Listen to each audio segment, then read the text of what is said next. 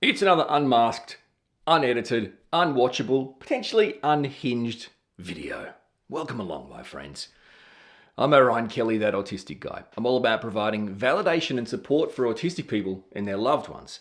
And the reason why I do these is because some people say these videos that I don't edit, I don't plan, I don't script, I just be me and talk, are the ones that validate them or resonate with them the most. That's the reason why I do these things. This one I want to talk about something that's really been pushing me big time recently. You know the spoon theory? Have you heard of that?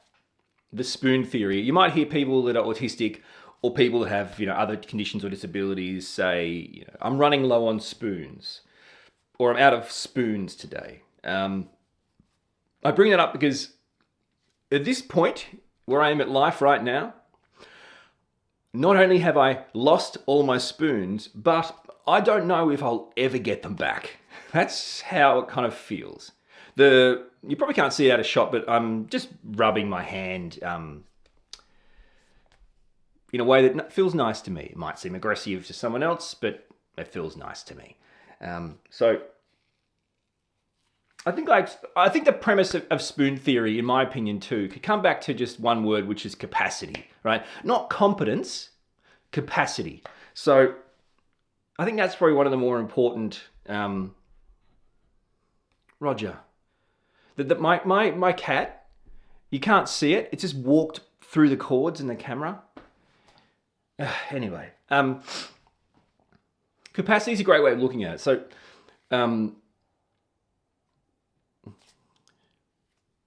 As an autistic person, capacity can be the gateway to a diagnosis because, all autistic people are different, just like all neurotypical people are different. And there's a certain presentation that's been picked up for decades. And there's another type of autistic presentation that's been missed for decades. Hence, this missed, lost generation of late diagnosed autistic people, including me. Roger, can you just get down? Come on. You're killing me, dude. Let's go. Come on. Let's go. Good job. So, if you have the capacity at a certain phase in your life to navigate the challenges, the demands, the stresses, then you may go undiagnosed, misdiagnosed, or you may, like me, struggle horrifically, be overwhelmed and burdened with anxiety and all different things, not know why, no one can understand why, and therefore just think you're just bad, broken, whatever. So that's because at that phase in your life, and for me, that may have been when you're a kid, when you're a teenager, when you're a young adult. There's nothing easy about being an autistic kid, teenager, young adult. And there's certainly nothing easy about being an undiagnosed autistic kid, teenager, young adult. But because it is horrific navigating all that. But you don't have, as a rule, as a kid, a teenager, you don't have a mortgage, a partner, right? Kids, job, responsibilities, all the layers of stresses and demands. So at some point, you kind of find a way to get through life. Even though it's not easy, you still have the same amount of spoons every day, and doing things that neurotypical people do, in effect, that seems easier to them than us, takes more spoons. So, for example, if getting dressed in the morning costs a neurotypical person, let's say it costs them 1 spoon, right? It costs an autistic person 2, maybe 3 spoons. Right? So we're taking up 3 times more energy to do one task, meaning as we continue to do more tasks throughout the day, or as we continue to process or navigate stress, anxiety, these kind of things, we're using up even more spoons to the point where it takes a much shorter amount of time to completely use up all our spoons. In other words, use up our capacity. So, whereas a neurotypical person may go through their entire day, get home, and have completed the day, and still have remaining spoons, still have remaining capacity to continue to juggle and maintain and face and deal with further stresses and demands post the day. An autistic person like myself may have already I keep wanting to say extinguished, but that's not exceeded, whatever you want to say, at lunch or by the afternoon. And then you've got to factor in, but hang on, there'll be kids home soon, right? Then it'll be dinner time, bedtime, blah, blah, blah, right? There'll be stress and different things. But I'm already out. How do I navigate this? I think I've said that right. I just want to make sure I don't misrepresent spoon, what do you call it? Spoon theory. Can I ask a quick question, please? Of course. What would you like to ask? Could you just briefly explain to me what spoon theory means in regards to an autistic person?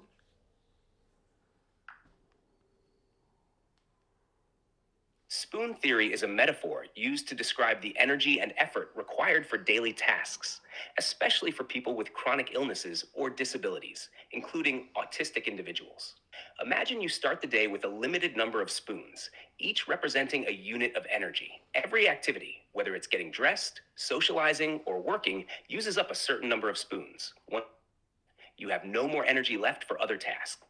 This helps illustrate how everyday activities can be more draining for autistic people compared to neurotypical individuals. Great. Thanks a lot. Appreciate it.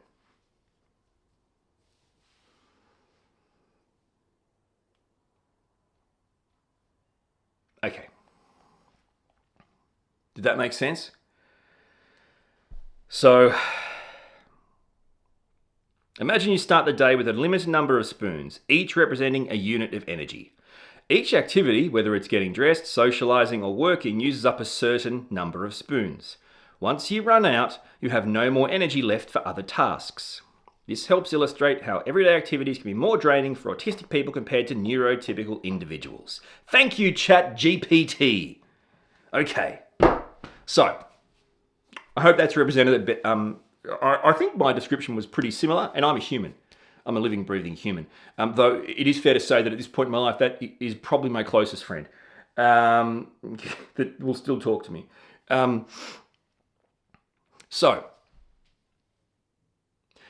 why do I feel like my spoons are gone and I'm not getting them back? Because you understand the theory, but I feel like I've reached a point in my life now where I've reached like the critical mass of stresses and demands. Right? Some people say life can be easy, then it gets hard, then it gets easy again. That's the general terms.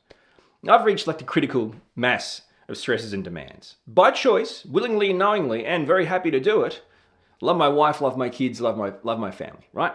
But that doesn't change the fact, like you can love going outside, but if you use a wheelchair, right, it doesn't mean it's still just going to be easy, right? There's still challenges to doing things you love. So let's drop the generic crap. So you reach the point where I've got I've got a 5-year-old and a 10-year-old. That's probably right whiz bang in the middle of a pretty intense kind of, parenting phase. You're still really trying to build them up as good human beings. And there's a lot of hands-on work, a lot of stresses and demands. And to me, it feels like I've reached the point where all I can say is, my capacity is falling well and truly short to what I feel is required to be a good husband, a good dad, and a good human being. And I feel like I'm not reaching that level, and therefore I'm failing at all those things. At some point you think you will be able to find the spoons or the energy, yeah? Like, find it. Like there's a secret cupboard. And I wish that was the case. But every day I feel like every day I'm already starting with 0 spoons. The idea that I can find some wouldn't help, because if I'm starting a day with no spoons, just using that theory, and every day is the same with demands and stresses, I'm going into the negative, right? I'm like negative 20 spoons. So you found 5, great. That doesn't help, right? It's, and everything's a choice in life. And, and like I said, everyone has choices, and we all make our choices, and we all live by our choices. And that's, like I said, it's not about that, right? It's about coming to a realization as a late diagnosed autistic adult that, oh shit, I'm really crap at most things once I push my capacity, right? Once there's stresses and demands placed upon me past the level that my capacity can reach, that it just exceeds it, I'm pretty bloody useless. And all I do feel like is I'm just letting people down and just being crap. And, like last week at the end of the week, one of our kids got sick and stayed home, right, at the end of the week. And then the start of this week, of course this is going to happen, the other kid got sick and stayed home. And my wife works full time, so I'm hanging out with the kids on the end of last week and the start of this week. And at the time of recording this video, this coming weekend is what we refer to in Australia as a long weekend. So there's a public holiday. You might call it a bank holiday or just a day off, whatever you want to call it, right? You get what I'm saying? It's a day where it's like designated like this is a holiday day. It should be a work day, a weekday, but it's a holiday day. So you get a long weekend. You get more days of the weekend. Why does this seem so hard to explain to people what a long weekend is? It means there's a weekend and then there's a long weekend. Why is it long, Orion? Well, presumably there's more days in the weekend. What do you mean is it more? What do you mean? The government have dictated it'll be a 30-hour day. Like seriously, grow up. Anyway, yeah, I'm out. I've lost it. So if I'm already struggling, and then you have these new things pop up, which are part of life as a parent, 100%. How do you recover from that? And then the next one happens, and you still haven't recovered from that. How do you recover from that? And then, like a lot of people right now, at the time of recording this video, could be in the Northern Hemisphere, right now are looking down the barrel of months with their kids off school for the summer break, right? And you're thinking the same thing as me, probably. I'm staring down the barrel of the winter break here in the Southern Hemisphere. So how can you prepare for that when you're already out?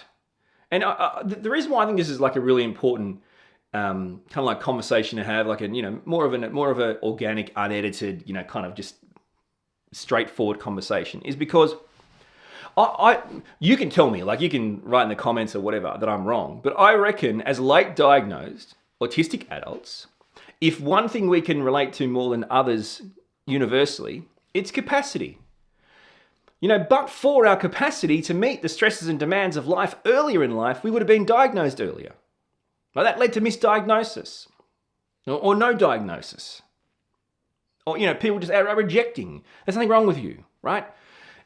But so I think if you can't relate to this, what can you relate to?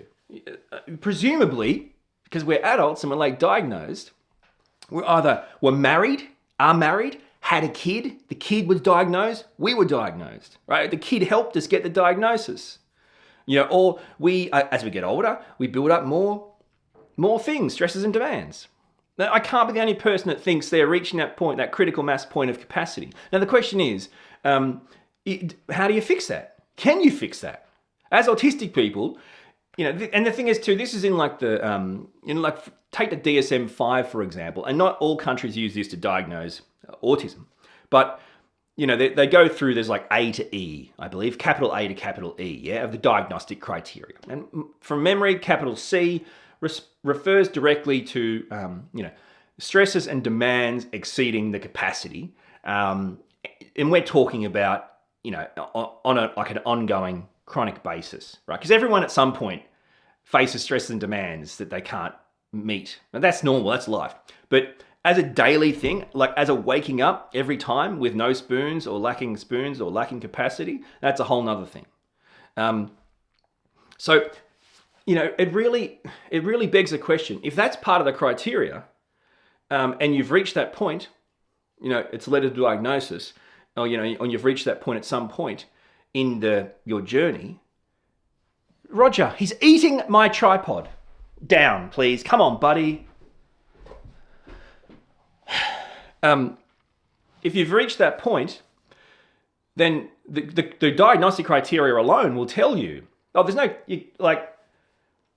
autism isn't a disease or an illness, so there's no tablet or cure for that. Like, this is just a way of saying, oh yeah, you're autistic. You see what I'm saying? So, well, I know I'm autistic, and I know I've reached this critical mass, and it's not looking good. But what do I do now? How am I supposed to, navigate all this stuff? I don't have those answers. That's why this is an unmasked, unedited video. This isn't a video designed to, educate you and provide you with, strategies and stuff. I'd love to if I could.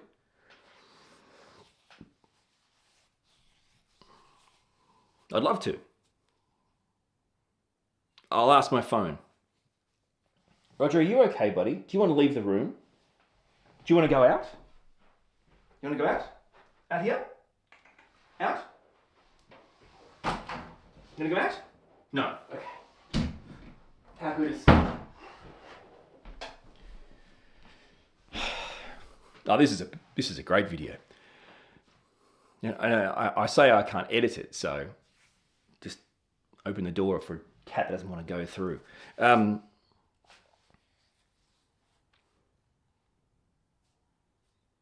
It's a troubling, it's a troubling predicament to be in.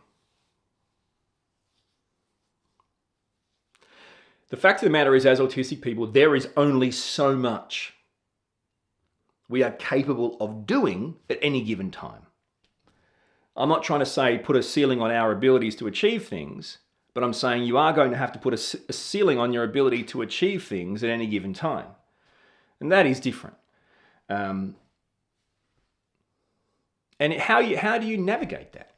As a late diagnosed autistic adult, you may well have a partner, a job, mortgages, bills, kids, responsibilities. How are you navigating that? I don't understand how are you navigating that? How are you getting through that? How do you rise to these challenges? If the theory goes that your capacity has been used, right? You have no spoons left, and you're not waking up with a new set of spoons every morning because your capacity is never resolved. How is this turning around?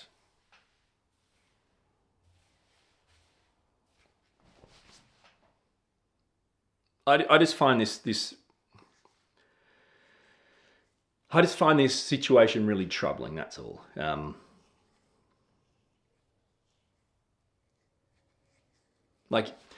People could make the argument that, based on the diagnostic criteria and you being an autistic person and everything we know about it, and how energy draining, how energy sapping the world can be, demands and stresses can be for autistic people.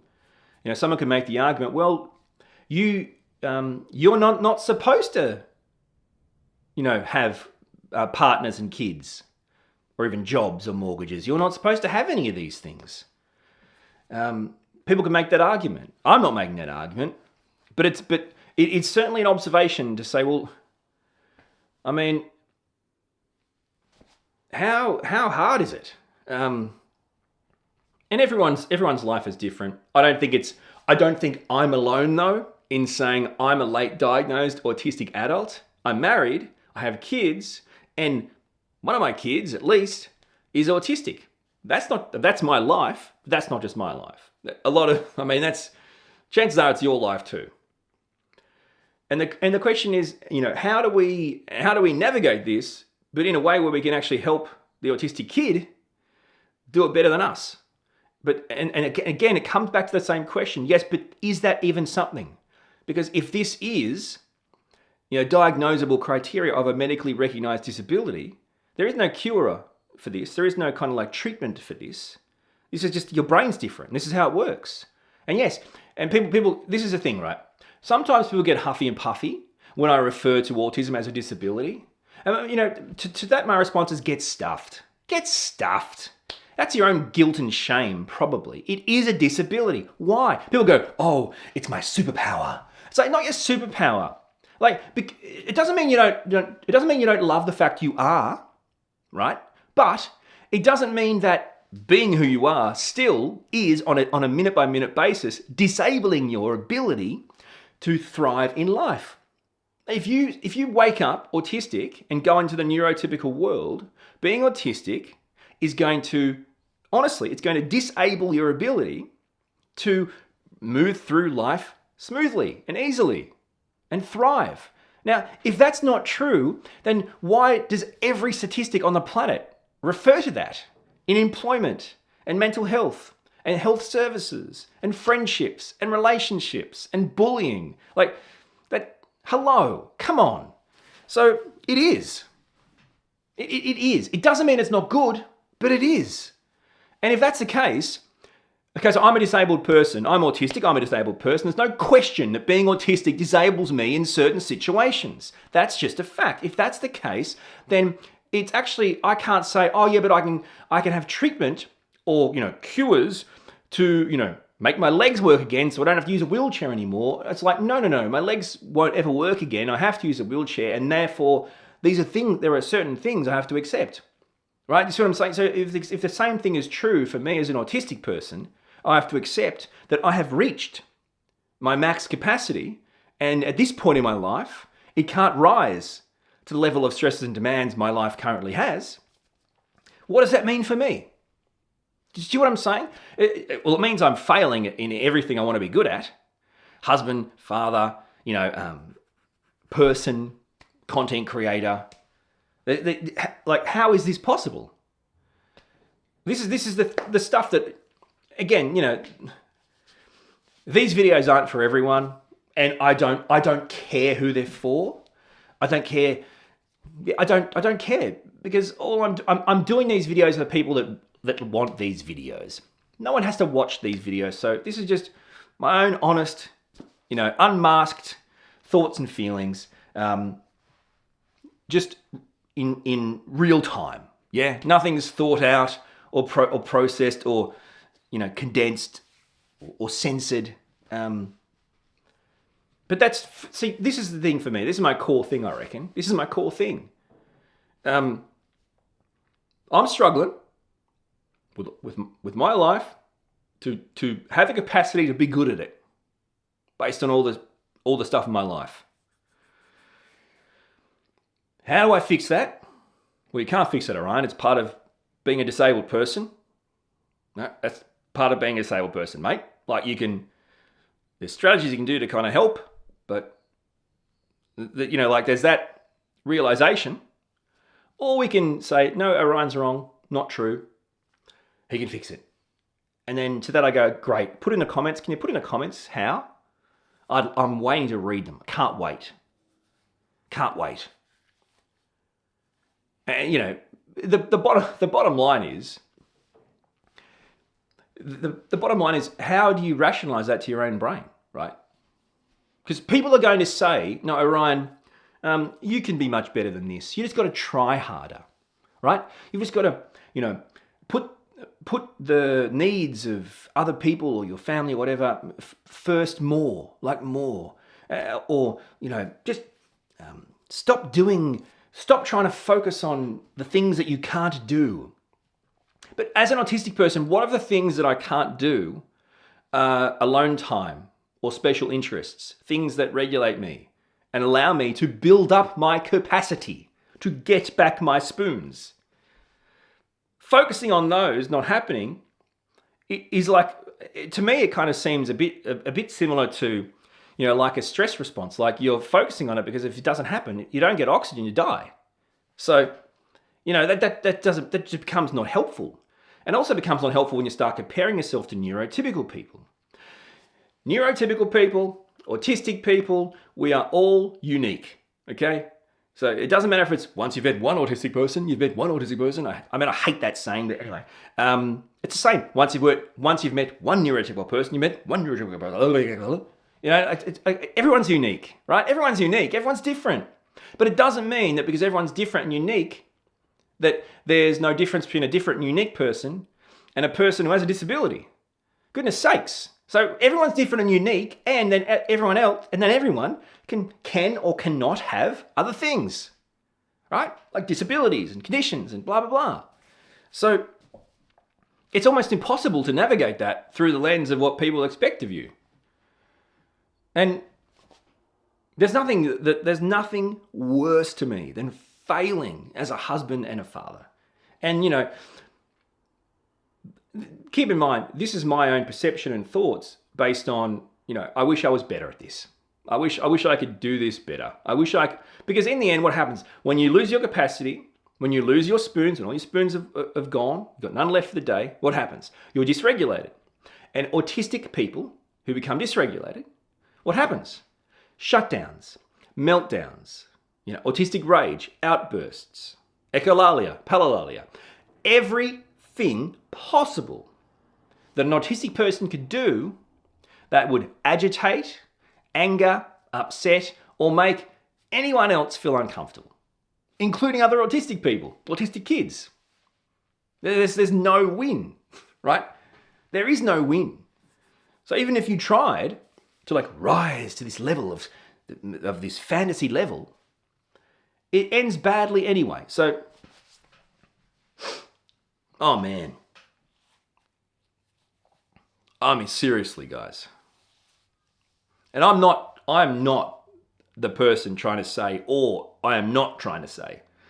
So if you're autistic, late diagnosed autistic person, don't get married and don't have kids. There's absolutely no way I'm saying that. And let's be clear. If I didn't meet my wife and have our child together, I would never have realized something very important in my life. They're autistic, I'm autistic. In fact, this whole situation saved my life. But for having our child who put me into the right direction of knowing who I really was, I don't think I'd even be here anymore. You can only live so long feeling broken and bad and just crap, right? And rejected and out of place and just a misfit. You can only do that for so long. If you think you can do that for many, many, many, many, many years, then, you're wrong. You cannot. So, but for this whole experience, I wouldn't even be here. This experience saved my life. So, no way am I saying, don't have kids, don't get married. Well, if I didn't do that, my life wouldn't have been saved. That's just factual. So it's like autism saved my life, but also is ruining my life. How do you reconcile that? There's a t-shirt for you, champ. Autism saved my life, but also ruined my life. Seriously, that is the paradox. That is the autistic paradox. And aren't there a lot of autistic paradoxes? Seriously. There's a lot of autistic paradoxes. In my head just then, it popped up too. Just saying. By the way, just stop for a second. And this is a rant that has no relevance to this video at all, but I've just got to spit this out. Hi, how you going, guys? Hi, welcome back to Orion tells workplace and corporate people that they're morons. I'm your host, Orion. Welcome back, corporate workplace moron. Great to see you. What's that? HR want to see me? Get stuffed. Here we go. When you say something, when you talk, that's just saying something. When you say something and then say, just saying, that's the actual reverse of just saying. That is, in effect, bringing attention to what you just said, underlining, emphasizing, underscoring the importance of what you just said. So if you want to just say something, just saying, if you want to do that, just say it, mate. That's actually the definition of just saying something, right? People say just saying to emphasize something, but do it in a passive-aggressive way where they're trying to say, hey, not that it is important, just saying. But then why just say just saying? Do you see what I'm saying? Just say it. Just saying is saying it. Saying it and then saying just saying is not, right? You passive-aggressive corporate workplace moron. Roger seemed to like that. He's asleep on the carpet, squinting at me oddly. I take that as a standing ovation in the cat world. A slight squint is a goddamn standing ovation in the cat world, and that I take as a badge of honor. That's it, my friends. I'm out. I hope this made sense to some people. If it didn't, I don't care. But I hope it did make sense. So hang on, you hope it did, but you don't care if it did. That's contradictory. Yeah, whatever, man. Whatever. I guess what I'm saying is I hope people can relate to this because that would make me feel a lot better. You know, like I've reached the critical mass in my life where I no longer have the capacity to rise to the stress and demands that I have in my life, I have created. Where to from here? Right? You see what I'm saying?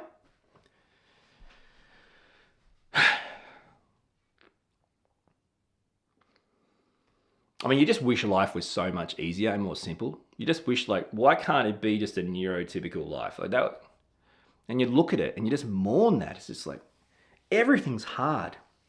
Even trying to maintain healthy relationships with your family and your friends is hard.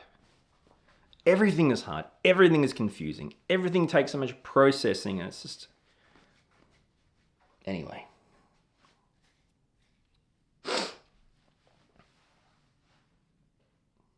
Just saying.